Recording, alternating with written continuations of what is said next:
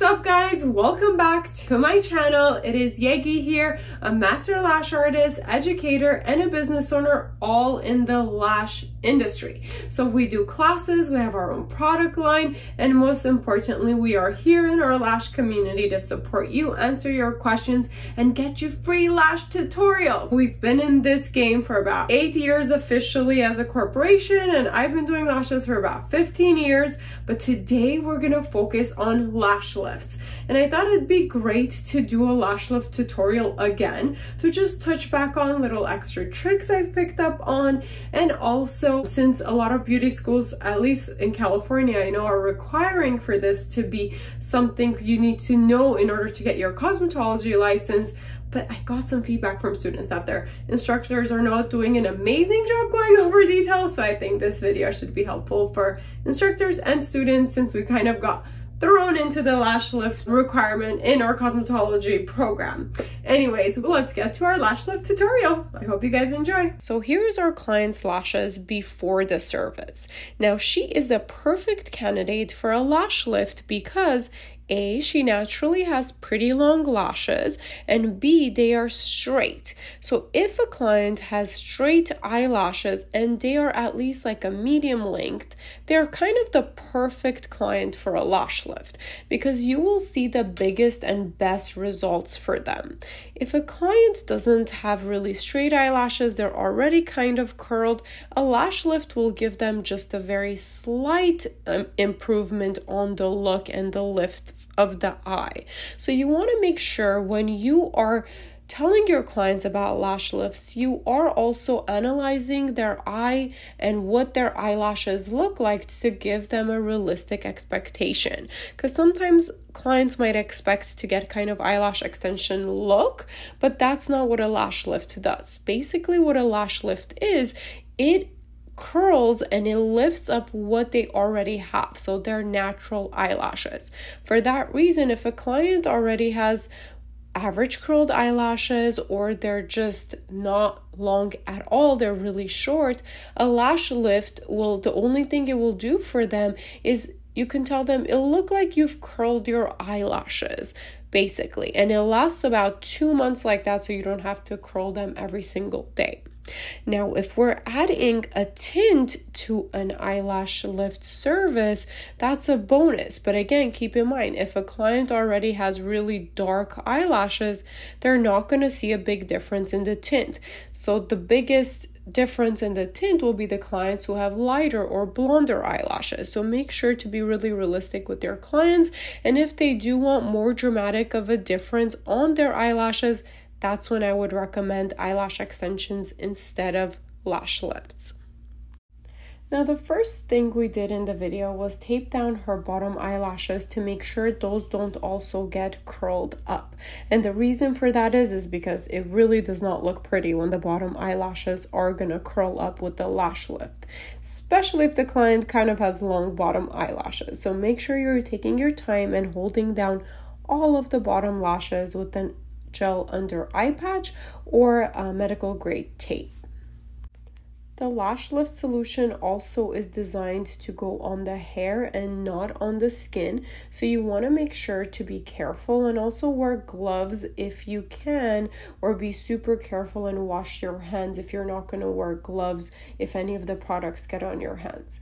You want to be sanitary, and of course you want to make sure you are starting the service on clean eyelashes. So at this point, the client should have already washed their eyelashes, or you should have washed their eyelashes with the lash bath as they were laying down. Now you see we are just giving it a very last cleanse. You don't have to prime the client's eyelashes if they are getting a lash lift, unlike the lash extensions, but you do want to make sure they're very nice and clean. And you can use the lip wands and a cleanser in order to ensure that's the case. Now, here's a little trick that we discovered after many years of doing lash lifts. So one thing that's a big headache with lash lifts is the cleanup process after you're done, especially the adhesive that's on the upper eyelid. So we're putting this tape to make our cleanup process much easier at the end. Just make sure that no top eyelash is going to hide under the tape that's on the eyelid. And we are using the blue sensitive tape just so it could be easier to remove. Now in the video, I could see we also kind of taped the eyebrows. You want to make sure when you lift that tape open, you are taking your time and going gently towards the direction the hairs grow so we don't accidentally pull or wax any of the eyebrows. We don't want that. All right, so after that, we are gluing using the adhesive for the lash lift. We are gluing the rod, the appropriate size rod, on top of the eyelid. We want to put it as close as to the natural eyelash line as possible. This is going to make the lift, again, as nice as possible. Now you want to hold it in place for 10 to 15 seconds in order to make sure the rod is going to adhere properly to the eyelid and it's not going to keep lifting. Especially when you have the tape on there, sometimes it's a little harder for it to stick. So use a little bit more adhesive if you need to, and hold it down a little bit longer if you need to until it's dry. Next, we're going to use the lash lift adhesive on top of the appropriate size rod. Now, you may be wondering, okay, how do I pick the correct rod size? You want to make sure you're picking the rod size based on the lift you desire and based on the client's natural eyelashes length. First, if a client has really long eyelashes, you do need to select the large or bigger rods to make sure that the lashes are gonna stay on top of the rod and not have a weird crease because they're too long and they're going past the rod, okay? Next thing, the smaller the rod, the bigger lift or the more lift you're gonna get. And the reason for that is when the rod is smaller, it is closer to kind of the skin and it's gonna cause, again, a bigger lift. And when it's smaller, it means the rod is thinner, again, same thing. So just know that it's inversely proportional. So the smaller the rod, the bigger lift you get. But if the lashes are really long, make sure you're not picking a very small rod where the lashes are going to overlap the curl part of the rod, as you see in the video. Now, as we're brushing the eyelashes on top of the adhesive, on top of the rod, we want to make sure they are super nice and taut from the base and they're going up very straight. We want to make sure that they're not going to be crisscrossing, and if any of the natural eyelashes crisscross, we're going to use the brush side or tweezers of our Y comb, as you see in the video, to separate them. Okay, our goal is to get them on there as nice as possible because this is the shape they are going to take with the lash lift solution. And one trick for that too is when you apply the adhesive on top of the rod, you can apply it section by section. So you can do it in 3 parts to give yourself more time to brush up the eyelashes onto the rod little by little and the adhesive not fully drying. Okay, so that's kind of what we are doing in the video.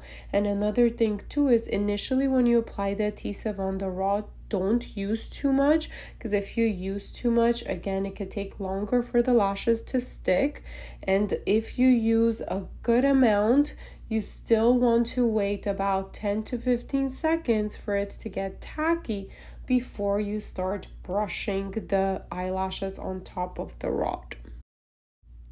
Now next, what we're going to do is we're going to apply the lifting or perming solution. Now that solution is going to vary depending on the kit you're using, but it is the perming or lifting solution. And we want to apply the solution about halfway, actually over halfway on the natural eyelashes, including the base. We want to cover it as much as possible, but we want to stay off the very ends, the very tips of the natural eyelashes. We don't want it to get at the very thin part of the natural eyelashes, because that's when they're the poorest and they're the most delicate. We don't want to damage them. So as long as you're staying off the ends, you want to cover and put a generous amount on the rest of the lashes. Now, after the application, that's when you start your timer. That's when you will have your processing time based on the client's natural eyelashes, the thickness and porosity. It may vary on every client the exact time, but we do have a good general guideline depending on if a client has fine, average, or coarse hair when they are using the lash lift solution, okay? But on average, you want to make sure you follow the manufacturer's instruction for the processing times based on the kit you are using. That's super, super important.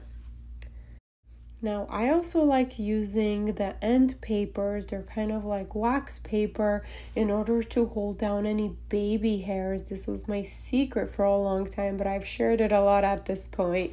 And like that, if any baby hair sticks out of the rod, we can still have them staying up with the end paper in order for them to get processed and also curl up. Now, after the lashes have processed, what we're going to do is we're going to clean the solution off completely. If you see tiny bit of residue, that's okay, but we want to clean it off as good as possible before we put our setting solution, which is usually the second step in a lash lift kit. Now, generally, the setting solution does process for about 10 to 15 minutes, but again, follow the manufacturer's instruction based on the lash lift kit you're using.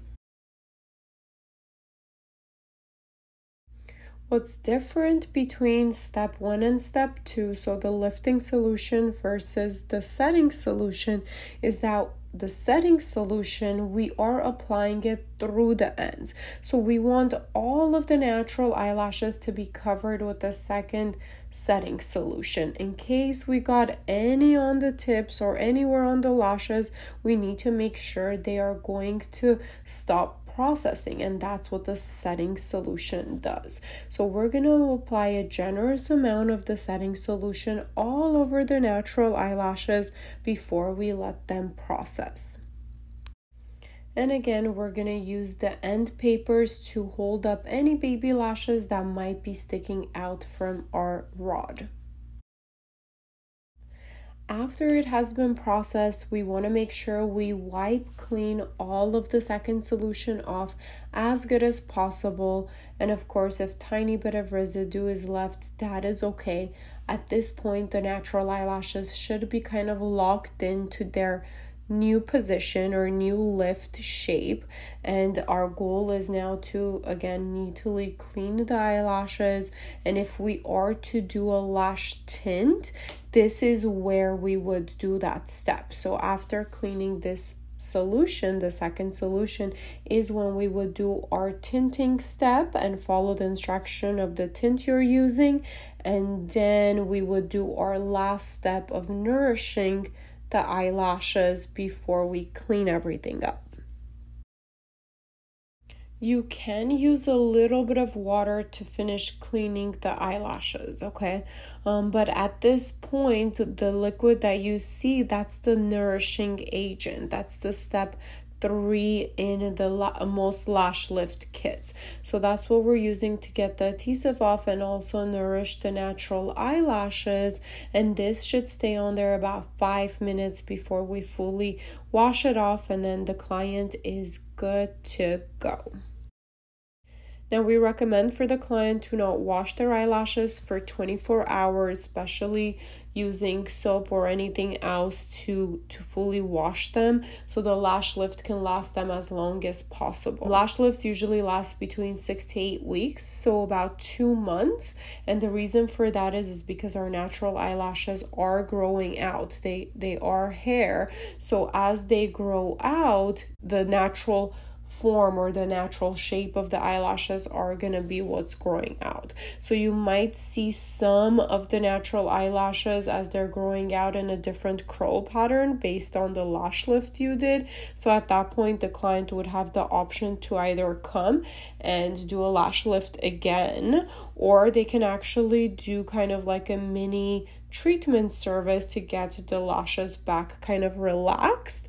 But if you guys are interested in that, make sure to ask me in the comments and I can do a video about that, how we would kind of reverse it or relax the natural eyelashes if they've grown out after a lash lift. Well, now we're going to clean up all the tape and all the adhesive residue that's left on the eyelids, and our client is ready to go.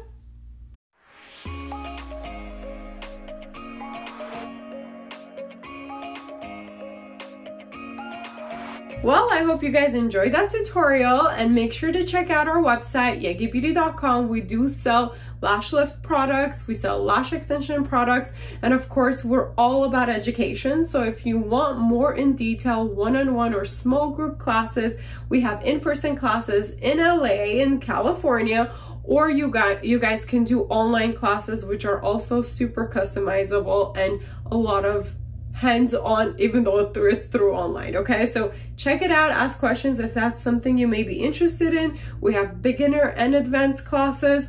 Oh, and another resource for you, if you need some inspiration and motivation for personal and business development, check out the Yegi project. That's where we kind of cover those areas, because we want to make sure you grow as a person, as a professional, and your skill set. So those are the two worlds of Yegi. So I hope you guys enjoyed. See you next time. Bye.